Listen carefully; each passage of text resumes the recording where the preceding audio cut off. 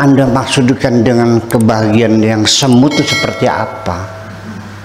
Jadi kelihatannya bahagia, luarnya gitu ya, tapi di dalamnya penderitaan. Dia tertawa terbahak-bahak kalau ada tamunya pergi dia menangis lagi. Ya, dia yang menderita seperti itu. Atau orang itu masa bahagia tapi tidak punya apa-apa hidupnya, rumah aja nggak punya, buat makan besok aja.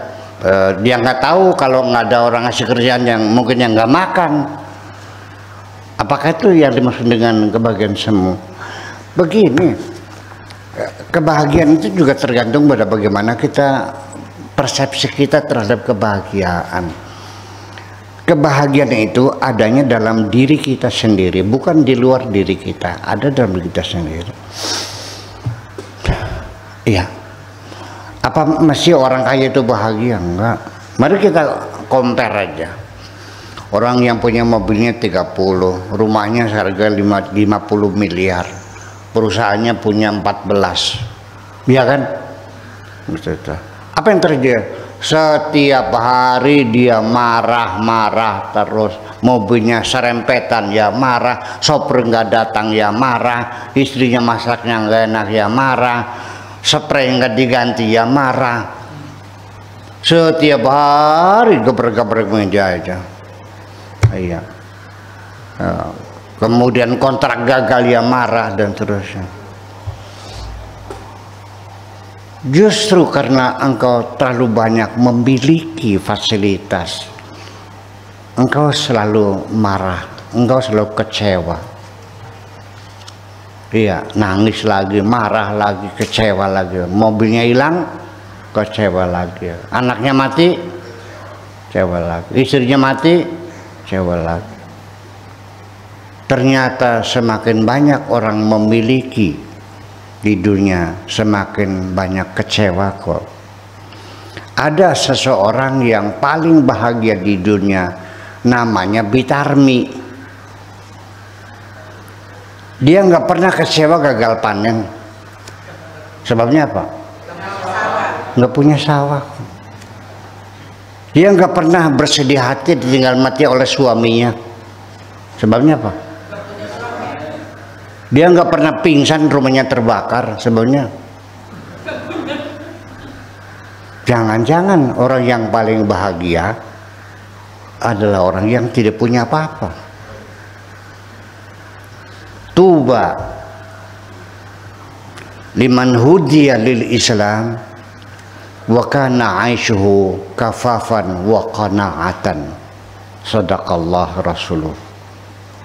Berbahagialah orang yang mendapat hidayah, berserah diri kepada Allah, hidupnya tidak punya apa-apa. Bagaimana Anda bisa merekonstruksikan pemikiran orang yang paling bahagia adalah orang yang tidak punya apa-apa? Ini jadi persoalan. Begini saja, biar paham. Boleh saja Anda menjadi wali, jadi sufi. Boleh saja Anda punya uang banyak, mangga. Para wali, para sufi juga kebanyakan kaya-kaya kok. Secara materi duitnya bukan orang miskin. Syekh Abdul Qadir Jailani juga orang yang miliarder. Tapi berliannya di mana? Ditata di WC, tempat duduk beraknya itu pakai berlian. Jadi artinya bahwa tidak mesti orang bahagia tidak punya apa, artinya tidurnya di lapangan. Tidak juga dia punya istana. Tapi semua apapun yang ada di tangan di kantongnya tidak pernah merasakan itu milikku, tapi semuanya adalah milik Allah. Selesai. Dia bisa kaya kok. Mobilnya hilang, ya udah beli lagi. Duitnya nggak ada, ya kredit aja sih. Istrinya mati, rumahnya kebakar, bikin lagi. Panen gagal, traktor lagi, sama lagi. Nggak pernah kecewa kok. Inna awliya Allah la khaufun alaihim wa lahum yahzanun. Kembali para wali Allah tidak pernah punya rasa takut dan tidak pernah kecewa dalam kondisi apapun. Ya, kita kembali lagi sedikit. Sampai rasa takut sendiri itu yang menyebabkan kita menjadi tidak nyaman hidup ini. Takut nggak makan, takut nggak bisa kawin, takut nggak ada yang lamar, takut nggak lulus, takut. Ngapain sih? Jalannya aja dulu, gagal ulang lagi, jatuh lagi, jatuh lagi. Selagi engkau masih bangkit lagi, engkau belum gagal kok. Iya. Jadi artinya kehabisan stok BBM mengkhawatirkan, betul. Kekurangan stok beras mengkhawatirkan. Tapi yang paling berbahaya adalah kekurangan stok kesabaran yang ada di dalam hatimu itu. Habis semuanya. Dan rasa takut adalah emosi yang pertama-tama diciptakan Allah kepada seorang bayi. Emosi pertama adalah rasa takut. Iya. Kemudian rasa nyaman dan tidak nyaman. Kalau nyaman ya tidur, kalau nggak nyaman nangis. Kalau sudah kenyang tidur. Kalau lapar nangis. Ya. Dan rasa takutnya bayi itu siapa? Ketika mendengar suara gaduh. Yang kedua, ketika melihat wajah yang baru, itu pasti nangis bayi. Itu emosi yang pertama kali diciptakan oleh Allah dalam psikologi anak-anak, itu rasa takut, emosi. Cinta menanti kalau sudah 15 tahun baru cinta. Ya, dan itulah makanya yang dimaksudkan dengan tujuannya apa Allah menciptakan. Allah menciptakan kita, diturunkan ke bumi bukan untuk menjalani kesengsaraan, tapi suruh melakoni kebahagiaan. Firman Allahnya ada, walakum fil ardi mustaqarrun wa mata'un, kesenangan. Silakan bersenang-senang. Jadi kalau kamu tidak senang, salah kamu sendiri, karena pikiranmu. Penderitaanmu datangnya dari pikiranmu. Kalau pikiranmu yang gak benar, maka semuanya sengsara. Tetangga kirim makanan dibuang kok, karena pikiranmu yang jahat, menduga barangkali di makanan itu ada. Karena pikiranmu, kamu menjadi berdebar-debar menunggu suami jam 11 belum pulang. Pikiranmu yang curiga, barangkali mampir di cangkingan. Kenapa tidak kamu menduga barangkali banyak kempes, barangkali ada kemacetan, barangkali apa, kan gitu. Jadi artinya bahwa yang membuat kita sengsara adalah kita sendiri. Jangan salahkan Allah, kan begitu. Makanya ada etika dalam bertuhan. Wa ma asabaka min hasanatin faminallah. Kalau engkau dapat kebaikan, katakan ini dari Allah. Wa ma asabaka min sayyi'atin famin nafsik. Tapi kalau keburukan, katakan itu dari dirimu sendiri. Tetapi dalam akidah, baik dan buruk dari siapa? Allah. Nah, itu ada tata krama kita dalam bertuhan itu, jangan pernah sekali-kali menyalahkan Tuhan.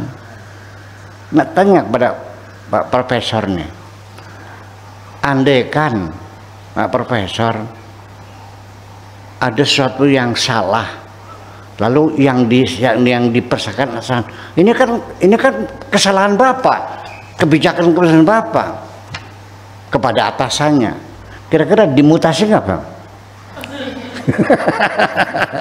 Percaya nggak? Iya. Jadi kepada atasan tuh sopan santun birokrasi, baik Pak, akan saya perbaiki. Ya, mungkin ini kesalahan saya. Jangan, ini kan kesalahan kamu. Langsung dimutasi ke Irian Barat sana, Papua. Betul nggak? Apalagi kepada Allah. Jadi jangan pernah menyalahkan Allah. Jadi bahwa artinya kembali lagi bahwa kebahagiaanmu, kesengsaraanmu adalah hasil dari pikiranmu sendiri. Pikiranmu yang membuat kamu sengsara. Saya mau nanya, orang tuh sengsara, ya nangis di depan saya Pak Kiai, boro-boro mobil, motor ya beli, sepeda ya beli, nggak punya apa-apa, nggak punya TV, nggak punya kulkas, nggak punya mobil segala macam. Hidup ini nggak apa. Bisa dibenarkan nggak orang itu menderita karena tidak punya apa-apa, tidak punya TV dan kulkas? Bisa dibenarkan nggak? Bisa.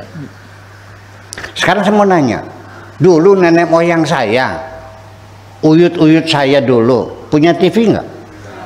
Punya mobil nggak? Punya motor nggak? Punya kulkas nggak? Lalu mereka sengsara nggak? Dari mana dasarnya karena Anda nggak punya ini jadi sengsara?